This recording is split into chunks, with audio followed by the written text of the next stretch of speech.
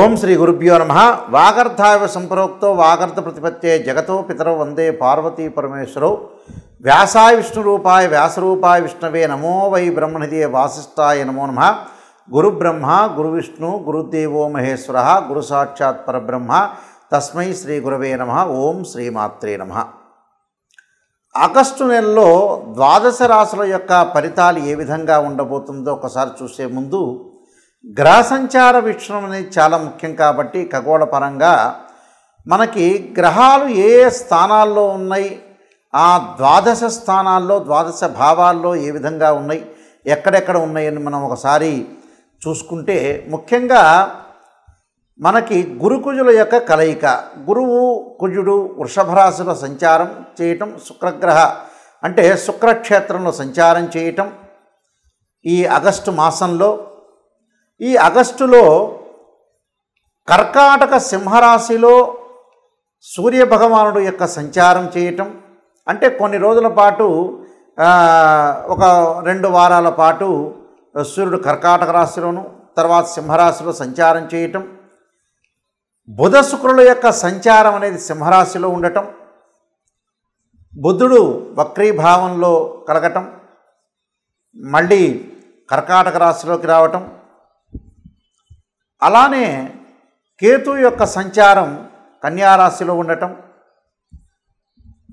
గురువు యొక్క క్షేత్రమైన మీనరాశిలో రాహు యొక్క సంచారం, శని వక్రస్థితిలో కుంభరాశిలో సంచారం చేయటం వల్ల గ్రహస్థితి అనేది ఆగస్టు మాసంలో ఈ విధంగా ఉంటుంది. అంటే ముఖ్యంగా గురువు 2, 5, 7, 9, 11 స్థానాల్లో సుఫలితాన్ని ఇస్తాడు.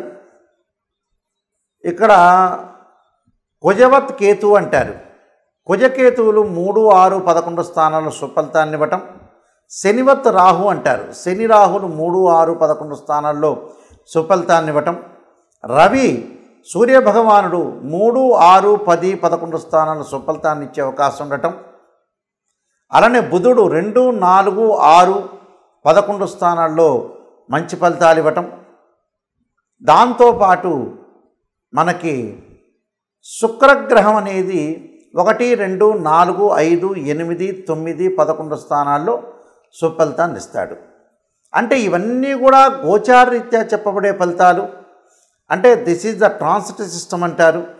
ఈ ట్రాన్సిట్ సిస్టమ్ ప్రకారంగా వాళ్ళ రాశి దగ్గర నుంచి ఒక్కొక్క గ్రహం అనేది ఈ రాశిలో ఉంటే మాత్రమే సుఫలితాన్ని ఇస్తాడని మీరు ప్రత్యేకంగా గుర్తుపెట్టుకోవాలి. ఆయా స్థానాల్లో లేదనుకోండి, కొన్ని స్థానాల్లో చెడు ఫలితాలను ఇవ్వటం, కొన్ని స్థానాల్లో మిశ్రమైన ఫలితాలు ఇచ్చే అవకాశాలు ఎక్కువగా ఉంటాయి. అంటే ఇవన్నీ కూడా మనకు ఆగస్టు మాసంలో గ్రహాలు అనేవి మారుతూ ఉంటుంటాయి. సహజంగా ఎలా ఉంటుందనంటే కొన్ని గ్రహాలు 30 రోజులు ఉండటం, కొన్ని గ్రహాలు 45 రోజుల పాటు ఉంటాడు. గురువు ఒక రాశి నుంచి మరొక రాశికి మారటానికి సంవత్సర కాలం ఉంటాడు. దానితో పాటు శని 2.5 సంవత్సరాల పాటు ఉంటాడు ఒక రాశి నుంచి మరొక రాశికి మారటానికి.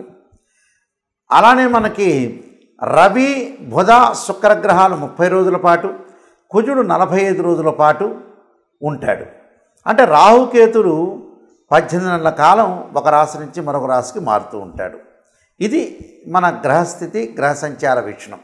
ధనస్సు రాశి వాళ్ళకి ఆగస్టు మాసంలో ఏ విధంగా ఉండబోతుంది మనం చూస్తే, తృతీయ స్థానంలో శని యొక్క సంచారం వక్రస్థితిలో ఉండటం వల్ల ద్వితీయ స్థానంలో యొక్క ఫలితాలు రావటం, చతుర్థ స్థానం రాహు యొక్క ఫలితం రావటం, అలానే షష్టమ స్థానంలో గురుకుజుల యొక్క కలయిక, దాంతోపాటు అష్టమ నవమాల్లో రవి యొక్క సంచారం, భాగ్యస్థానంలో బుధుడు శుక్రుడి యొక్క సంచారం, దశమ స్థానంలో కేతు యొక్క సంచారం. ఇది గ్రహాల యొక్క సంచారం. భాగ్యంలో బుధుడి వల్ల కొంత అలసత్వం ఏర్పడటం, సంతుష్ట భోజనము, అసంతుష్ట భోజనం అంటే సంతృప్తికరంగా భోజనం చేయలేకపోవటం, దాంతోపాటు కొద్దిగా వేరే వాళ్ళ ద్వారా కొన్ని ప్రమాదాలు, శుక్రగ్రహం యొక్క ప్రభావం వల్ల ధనధాన్య ప్రాప్తి, ఇష్టకార్య సిద్ధి, కీర్తి అలంకారము, గౌరవ మర్యాదలు బాగా పెరగటం, అలానే ప్రమాదాలు జరగకుండా చూసుకోవాలి.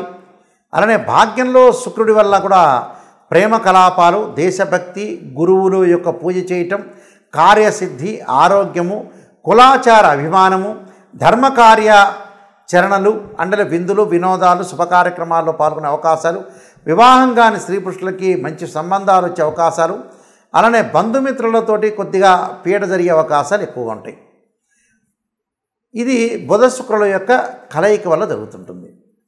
రవి వల్ల ఉద్యోగపరంగా అనుకూలంగా ఉండటం, ఉద్యోగపరంగా ప్రమోషన్లు రావటం, అనుకూలమైన సహ ఉద్యోగుల యొక్క మద్దతు, మీ స్థానం అనేది ఆఫీసులో బలోపేతం కావటం, వ్యాపార ఆఫీసుల్లో విజయాన్ని పొందే అవకాశాలు ఎక్కువగా ఉండటం, అలానే కుజుడి యొక్క ప్రభావం వల్ల సోదరుల మధ్య ప్రేమ అనురాగాలు పెరగటం, స్నేహితులు తమ సమయాన్ని బాగా కొనసాగించటం, సహాయాన్ని ఇచ్చే అవకాశాలు ఎక్కువ ఉండటం, పెండింగ్ పనులన్నీ కూడా పూర్తి చేసుకునే అవకాశాలు ఎక్కువ ఉంటాయి.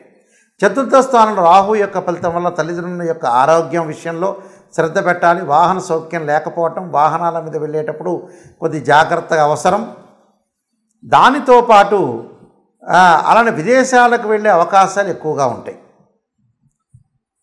గురువు యొక్క ఫలితం వల్ల ధనం అనేది శుక్రగ్రహం వల్ల వస్తున్నా మనం పొదుపు పాటించడం అనేది చాలా మంచిది.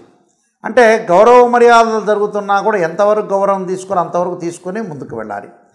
అలానే కుటుంబంలో కలతలు రాకుండా జాగ్రత్త పడాలి. అలానే బంధుమిత్రుల మధ్యలో మనస్పర్ధలు రాకుండా జాగ్రత్త ఉండాలి.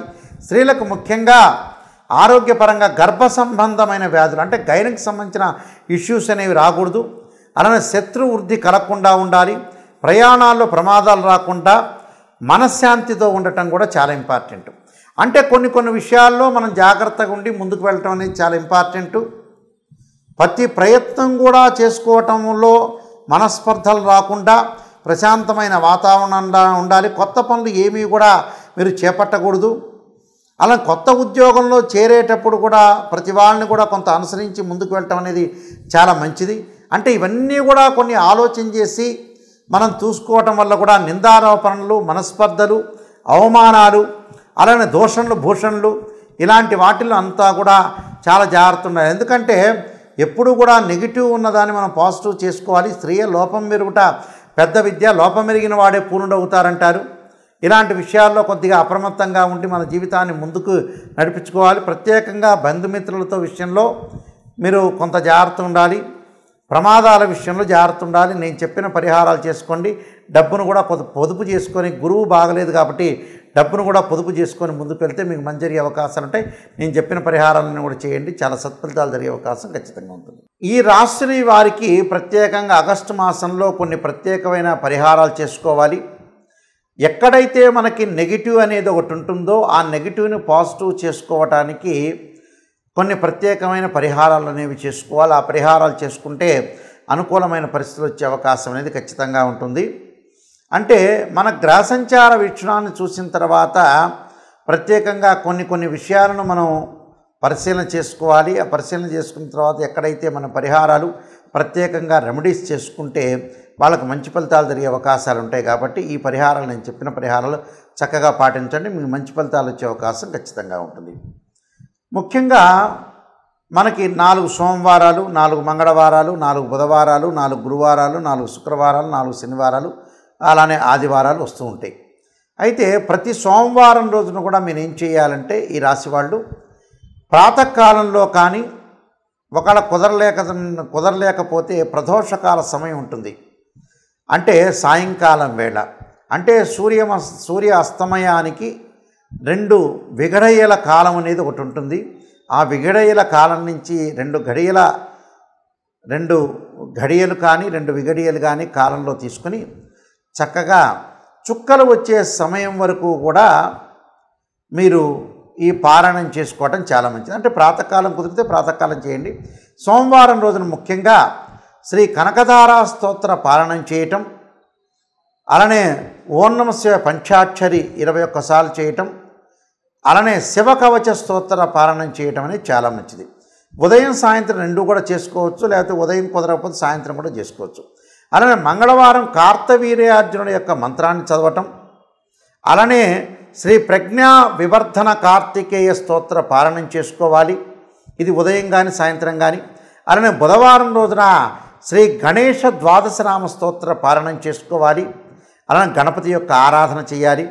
గురువారం రోజున దత్తాత్రేయ స్వామి యొక్క కవచము, దత్తాత్రేయ యొక్క స్తోత్రం యొక్క పారణం కానీ, లేదా గురుచరిత్ర పారణం చదువుకోవటం కూడా చాలా మంచిది. శుక్రవారం రోజున వచ్చేటప్పటికల్లా శ్రీ గౌరీ దశక స్తోత్ర పారణం కానీ, అలానే త్రిపుర సుందరీదేవి యొక్క స్తోత్ర పారణం చేయటం చాలా మంచిది. దాంతోపాటు శనివారం రోజున శ్రీ లక్ష్మీ నరసింహస్వామి పంచరత్న స్తోత్ర పారణం చేయటం, ఆదివారం రోజున జగన్నాథ అష్టక స్తోత్ర పారణం చేయటం వల్ల మీకు మంచి సుఫలితాలు జరిగే అవకాశాలు ఖచ్చితంగా ఉంటాయి.